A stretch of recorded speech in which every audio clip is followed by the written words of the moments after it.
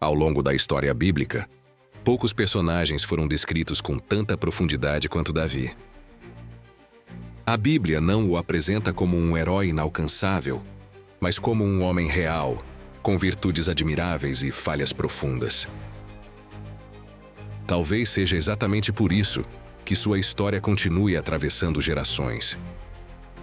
Davi viveu em um tempo marcado por instabilidade, medo e incerteza. Israel ainda buscava sua identidade como nação e enfrentava constantes ameaças de povos inimigos. A fé existia, mas muitas vezes era ofuscada pelo medo. Este documentário não é apenas sobre um rei. É sobre o processo silencioso de Deus ao formar líderes, corações e destinos. Israel antes de Davi. Após o período dos juízes, Israel vivia uma realidade instável. Cada tribo agia de forma quase independente, e a ausência de liderança central tornava o povo vulnerável. Os filisteus se destacavam como o principal inimigo. Possuíam tecnologia militar superior, domínio do ferro e estratégia organizada. Israel, por outro lado, muitas vezes dependia mais da fé do que da força. Cansado da instabilidade, o povo pediu um rei. Queria alguém visível, alguém que marchasse à frente dos exércitos. Saul foi escolhido. No início, demonstrou humildade, mas aos poucos passou a agir guiado pelo medo de perder o poder. A rejeição de Saul. 1 Samuel 15, 22-23. Tem, porventura, o Senhor tanto prazer em holocaustos e sacrifícios, como em que se obedeça à palavra do Senhor? Eis que o obedecer é melhor do que o sacrificar. Esse texto revela um princípio fundamental da fé bíblica. Deus valoriza a obediência acima da aparência religiosa. Saul tentou compensar a desobediência com rituais. Mas Deus não se impressiona com gestos externos quando o coração está distante. Essa rejeição não foi um castigo impulsivo. Foi consequência de um padrão de atitudes. É nesse momento que Deus decide levantar outro rei. Davi, o filho esquecido. Enquanto Saul ocupava o trono, Deus preparava seu sucessor longe dos palácios. Em Belém, na casa de Jessé, havia vários filhos. Homens fortes, experientes, preparados para a guerra. Quando o profeta Samuel chegou para ungir um novo rei, todos foram apresentados. Um a um. Mas nenhum foi escolhido. Davi não estava ali. Ele estava no campo cuidando das ovelhas. Isso não era apenas coincidência. Na cultura da época, o filho mais novo raramente era considerado líder. A escolha de Davi. 1 Samuel 16, 11 e 13. Disse Samuel a Jessé: acabaram-se os jovens? E disse: ainda falta o menor, e eis que apacenta as ovelhas. A escolha de Davi quebra padrões humanos. Enquanto os homens olham a aparência, Deus observa o coração. O campo não era um lugar de desperdício de tempo. Era um lugar de formação. Ali Davi enfrentou perigos reais, como leões e ursos. Ali aprendeu responsabilidade, coragem e dependência total de Deus. Muitos dos salmos nasceram nesse período. O silêncio do campo se tornou espaço de intimidade com o Senhor. Quantas vezes Deus está trabalhando em silêncio, enquanto as pessoas acreditam que nada está acontecendo? O anonimato não é abandono, é preparação. O Vale de Elá, Davi e Golias. O confronto com Golias não foi apenas uma batalha física. Foi um confronto entre medo coletivo e fé individual. Durante 40 dias, Golias afrontou Israel. Durante 40 dias, ninguém respondeu.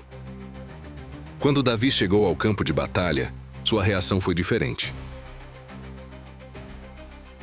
Ele não viu apenas um inimigo grande, viu um desafio ao Deus vivo.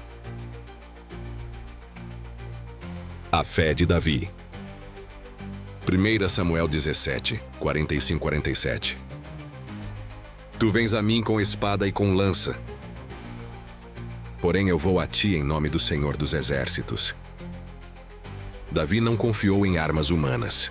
Confiou na história que já tinha com Deus. A pedra lançada não foi um gesto impulsivo. Foi uma declaração de fé consciente. Quando Golias caiu, Israel se lembrou de algo essencial. Quem realmente lutava por eles? A vitória de Davi mudou o curso da história. Mas também marcou o início de novos conflitos. A partir daquele dia, Davi deixaria de ser apenas um pastor e passaria a ser observado, admirado e temido. Adiante veremos como a vitória trouxe perseguição, como o ungido se tornou fugitivo e como Deus continuou moldando um rei através da dor. A vitória sobre Golias não encerrou a jornada de Davi. Ela abriu uma nova fase, marcada não por aplausos, mas por perseguição. Davi passou a ser celebrado pelo povo. Canções começaram a ser entoadas. Seu nome ganhou força entre as tribos de Israel. E foi exatamente aí que o coração de Saul começou a se obscurecer. O medo de perder o trono transformou a admiração em inveja. E a inveja em ódio.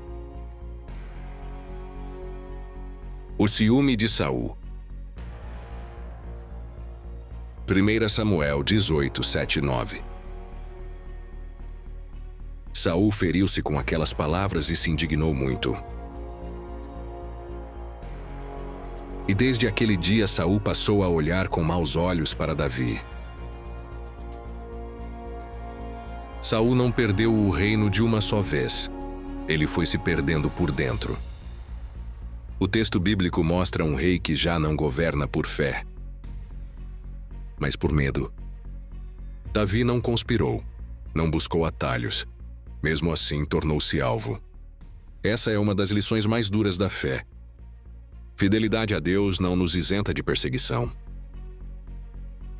Davi, o fugitivo.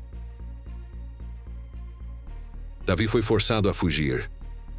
De herói nacional, tornou-se um homem sem abrigo fixo. Ele se escondeu em cavernas, desertos e terras estrangeiras. Dormiu com a espada por perto, viveu à margem. Ainda assim, recusou-se a tocar em Saul, mesmo quando teve oportunidade clara. Davi poupa Saul. 1 Samuel 24, 6. O Senhor me guarde de que eu faça tal coisa ao meu Senhor, ao ungido do Senhor. Na cultura da época, matar Saul teria sido visto como um ato político legítimo. Mas Davi enxergava algo maior. Ele não queria um trono manchado por sangue inocente. Preferia esperar o tempo de Deus. Aqui vemos a diferença entre ambição e chamado. Ambição toma, chamado espera. Quantas vezes a pressa destrói o que Deus está construindo lentamente? Davi nos ensina que caráter pesa mais que oportunidade. Davi se torna rei. Após a morte de Saul, o caminho se abriu. Mas não foi imediato. Davi reinou primeiro sobre Judá, somente anos depois sobre todo Israel. Seu reinado marcou uma nova era. Jerusalém tornou-se a capital. A Arca da Aliança voltou ao centro da vida nacional. Davi e a Arca. 2 Samuel 6, 14 e 15. Davi dançava com todas as suas forças perante o Senhor. Esse momento revela algo profundo. Davi não perdeu a sensibilidade espiritual ao assumir o poder. Mesmo como rei, permaneceu adorador. Mesmo coroado, continuou o servo. Isso não o tornou perfeito, mas o manteve consciente de quem realmente governava sua vida. A queda de Davi. A Bíblia não esconde as falhas de Davi. E talvez esse seja um de seus maiores méritos. O episódio com Batseba marca um ponto de ruptura. O homem segundo o coração de Deus caiu. Tentou esconder, tentou justificar, mas o pecado sempre cobra seu preço. O confronto. 2 Samuel 12:7. Então disse Natã a Davi: Tu és o homem. Deus não abandonou Davi, mas também não ignorou sua falha. O arrependimento sincero abriu caminho para a restauração, mas as consequências permaneceram. Aqui aprendemos algo essencial: perdão não apaga a responsabilidade. Davi caiu, mas não se afastou. Errou, mas voltou. O que define um coração segundo Deus não é a ausência de falhas, mas a disposição de se quebrantar. O legado de Davi. Davi não construiu apenas um reino, construiu uma linhagem.